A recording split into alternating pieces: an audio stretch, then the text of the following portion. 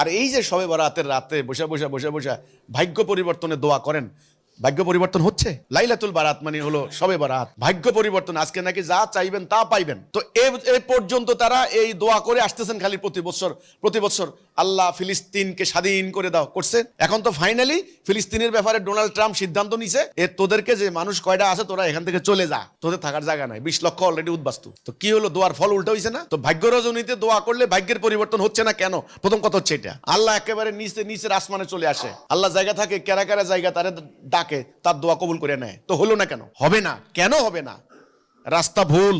রাসূল পাক সাল্লাল্লাহু আলাইহি ওয়াসাল্লাম কি করেছেন সেটা আগে জনগণকে তাওহীদের উপরে ঐক্যবদ্ধ হইতে হবে। ইমানটাই তো বুঝতাম না।